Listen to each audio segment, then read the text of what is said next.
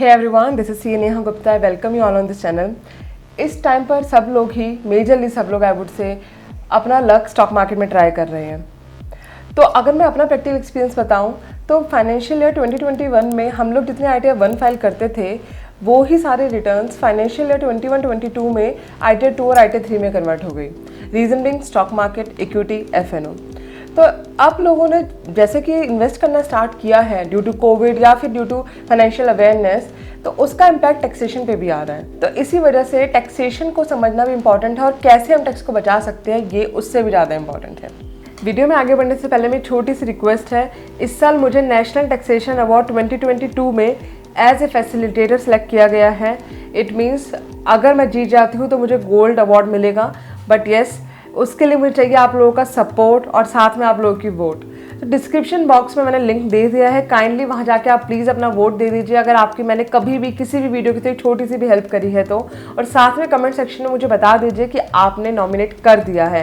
And अगर हो सके तो अपने फैमिली, फ्रेंड्स, रिलेटिव जिन जिनके थ्रू आप लोग वोट दिलवा पाएंगे, वो बहुत बड़ा एक मेरे लिए सपोर्ट होगा, बहुत बड़ा मोटिवेशन होगा अगर मैं इस अवार्ड को जीत जाती हूँ तो आज इस वीडियो के थ्रू हम लोग यही समझने वाले हैं एक बहुत बढ़िया tax planning tools on shares, on equity shares, जिससे कि आप बहुत एक अच्छे अमाउंट का टैक्स सेव कर पाएंगे। बट ध्यान रखिए कि वीडियो को एंड तक देखना। Without wasting much more time, let's start this video.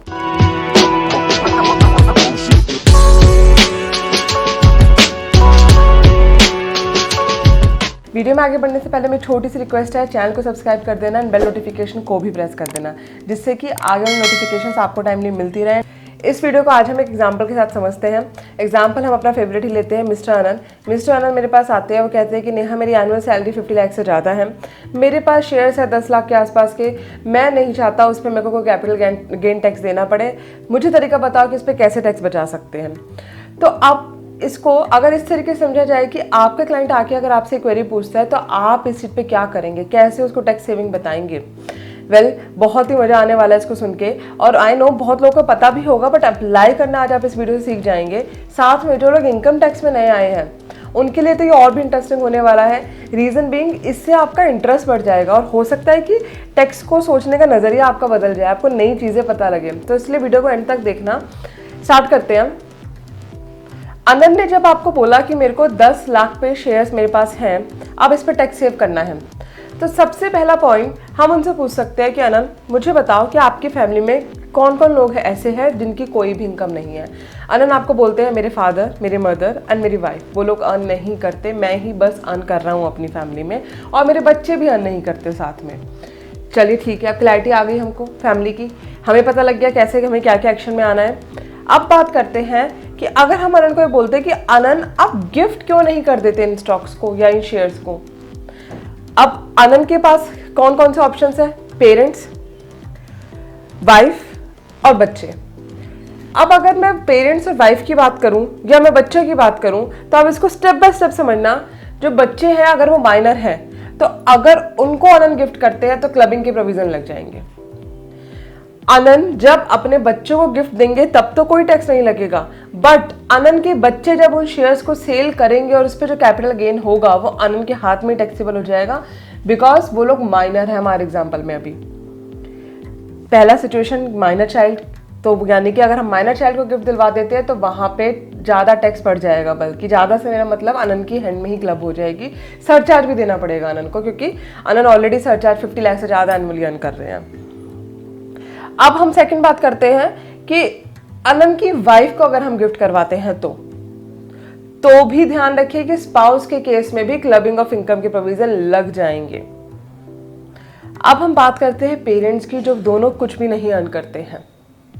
तो अगर हम उन दोनों पेरेंट्स को 5-5 लाख रुपए, जैसे कि हमारे एग्जांपल में 10 लाख के शेयर से 5-5 लाख रुपए दोनों को दे देते हैं, अब उस केस में क्या होगा, वो दोनों ही अर्न नहीं करते और पेरेंट्स को दिया हुआ गिफ्ट, और अगर उससे पेरेंट्स इनकम अर्न करने लगते हैं तो आपके हाथ में टैक्सेबल नहीं होता, क्लबिंग ऑफ इनकम के प्रोविजन नहीं लगते।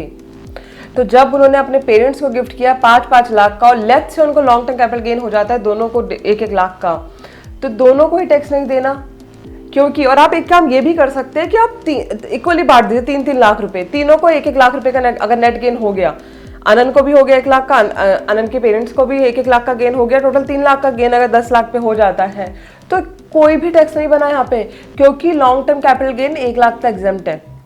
आज हम लोग सेक्शंस में डिस्कस कर रहे हैं, हम लोग कंसेप्ट की क्लैरिटी ला रहे हैं, बिल्कुल कंसेप्ट समझते हैं, क्योंकि मैं ये मान के चल रही हूँ कि मेरी वीडियोस मेजरली लेमैन देख रहे हैं, उनको सेक्शन से नहीं मतलब, उन्हें कंसेप्ट से मतलब है।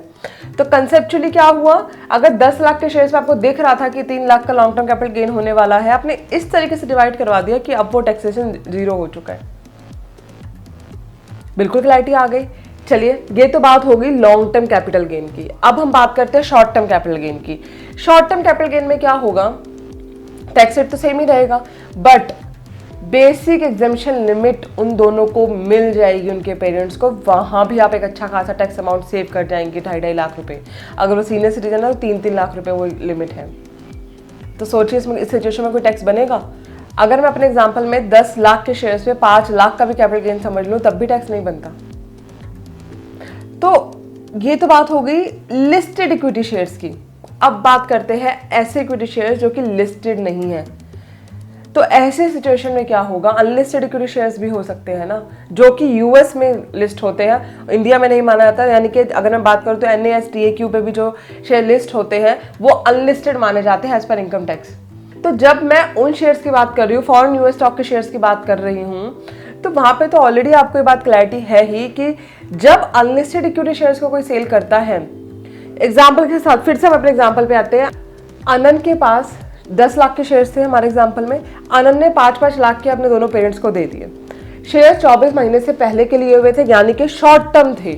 तो शॉर्ट टर्म में क्या हुआ, जब अनलिस्टेड इक्विटी शेयर्स अपने पेरेंट्स को दिए और अगर लेफ्ट से दोनों को 3-3 लाख का भी कैपिटल गेन हो गया, तब भी टैक्स कितना देना है, 0, क्योंकि वो अर्न नहीं करते। और जब unlisted equity share short term में बेचे जाते हैं तो उनका taxation as per slab rate होता है।